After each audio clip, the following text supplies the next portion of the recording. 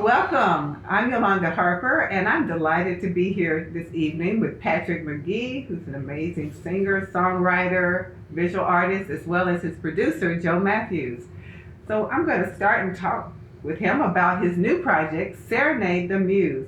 So tell us about the title, Patrick. Good evening. So the title, Serenade the Muse, comes from the idea that ideas come from somewhere, and the common mythos is, there's this muse or the muses that feed us these ideas through random thoughts, or dreams, and the idea of kind of lassoing these muses or roping them in to give us these ideas. It's kind of an intriguing thought. Cool. Well, what inspired you to do this particular project, and why now? So I was hoping to use these recordings as a demo to perhaps get performance gigs, maybe even entice publisher or whatever to use my songs. Now, the visual artist in you certainly comes through in your lyrics. There's just so much imagery, from the red in the sky in Roberta to Chase the Wind Until I Find the Color of the Moon in O'Malley to Sunshine and Blue Skies and Don't You Cry Dog May. So talk to us about how your visual skills inform your lyrics and the music you do.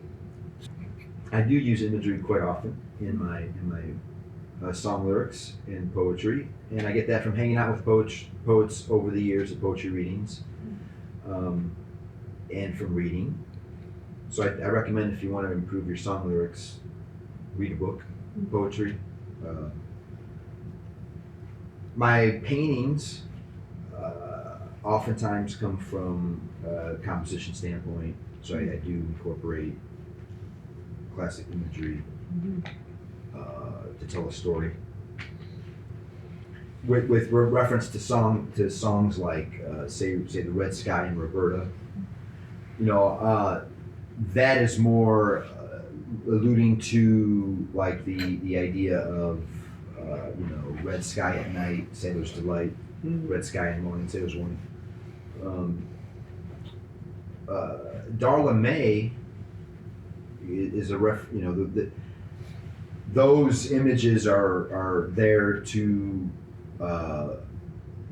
in relation to the blues, in the, like referencing like depression. Sure. In that it may be stormy right now, but eventually we're going to see some blue skies. And probably the most interesting comment is the O'Malley line, which I never think people pick up on. I just think people think that's a passing line, and it's an interesting line. It is. And I got that line from thinking about blues songs and blues music, which is founded on two principles. One, rhythm being upbeat, right, to get people moving. Also, it's based, song is based off of the lyric, which is oftentimes a hyperbolization of the situation, of what's going on. So I really wanted that line to be interesting from the standpoint of, okay, so it goes, "Oh Millie, my dear, I fell in love with you. If you turn around, like, change your your ideas of this relationship now, and see things a little differently, I'll tell you what I'll do." And I wanted it to be something along the lines of like, I'll jump over a mountain or swim across the ocean, but I didn't want it to be obtainable. Like, I know no one can swim across the ocean now, but eventually someday mankind might be able to swim across the ocean or jump over a mountain, right? I wanted it to be abstract and unobtainable, but obtainable, but seemingly obtainable. Sure. Even though not really obtainable. Wow. I know. I love that. That's wonderful. Now, the songs you selected for this particular project, they all have female names in the titles, except, of course, for the bonus track, and there's still a reference to a she on the sixth track as well. So, what are the sources of inspiration for these names? So,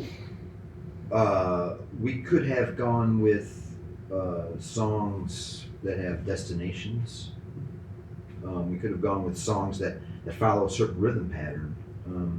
And the female songs got selected because of mainly Oh Millie, My Dear, and Roberta, which I get really favorable feedback when I perform them. So that's why we went with those songs. None of them involve women directly. Sure. You know, Claudia is an actual person. I don't know her. She doesn't know me. We've never interacted, you know, in any kind of social way. There's through social media or, you know. The song Claudia actually is about anxiety, about moving to a new place. So, and all the songs really fall in with that. Like Roberta is, I say Roberta's about a city on a river, you know. So.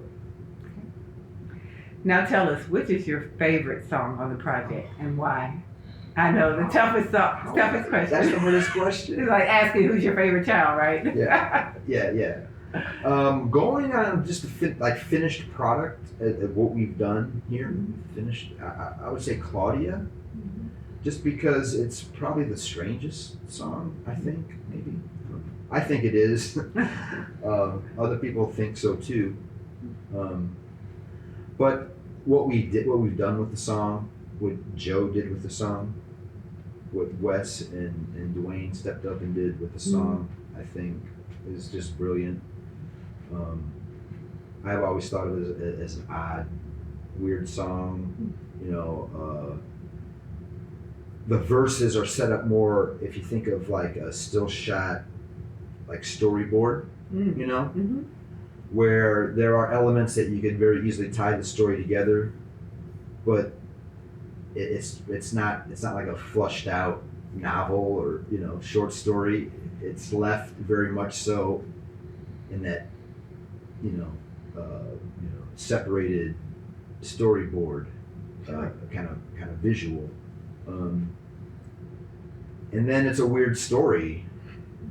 This guy meets a woman on social media who lives in a different country, and he's willing to move there, but he's afraid of some of the laws of the country, so he opts out. And he forfeits his love for not wanting to live in prison, which is reasonable. Yeah. So I also want to talk with you about your cover art, which is just absolutely beautiful. How does it relate to the title of your project and to the songs you selected? So that's actually the third idea that came with relation to cover art. I had 2 other paintings I was working on, neither one really, as the paintings developed, became instead of being good ideas, became not so good ideas. Sure. And I was working on this particular painting, and my wife Trina came in, and she was looking at it, and we just kind of simultaneously came to the conclusion that this should be a piece of cover art. You know, tying in the idea of Serenade the Muse and separating it from the female titles. I think that the painting does that quite well. I would agree, definitely. Thank you. So now what's next for you? So, what's next? I have a few things kind of in the hopper, I guess you could say. One is a town mural. I'm doing in the beautiful, magical town of Byhalia, Mississippi, Wow. where I live. I know. There's no unicorns or anything, but there's a lot of free dogs. Okay. Anywhere you want to look, there's free dogs. But I'm doing a town mural that actually Trina and I are Trina's the one who's heading it up and organizing it. Okay. I'm the artist on hand to do the work. And where will the mural be? The mural will actually be down right near our home. There's this building that used to be the home ec building. To the high school, which is on the other side of this building, and we live on School Street. So the old high school is still standing, and the home ec building, which I think they're trying to condemn, actually, because it's a bit of an eyesore, and we're hoping to beautify it, and so that's the motivation behind the mural. Oh, wonderful. So we got in contact with the city, with and the Arts Commission in Byhalia, and they proposed a grant they're applying for to help fund it, and that gives me the idea of perhaps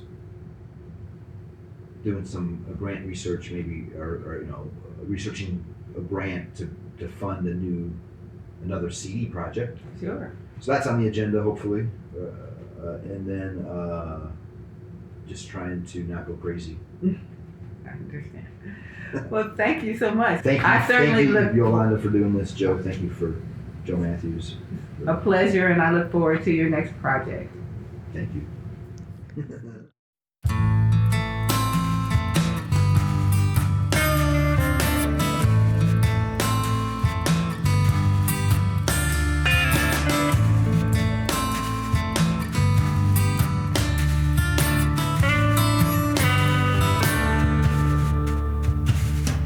Devil, she take my soul, my soul. Devil, she take my soul. Where she run to, I don't know. Devil, she take my soul. It come down to cheating and lying.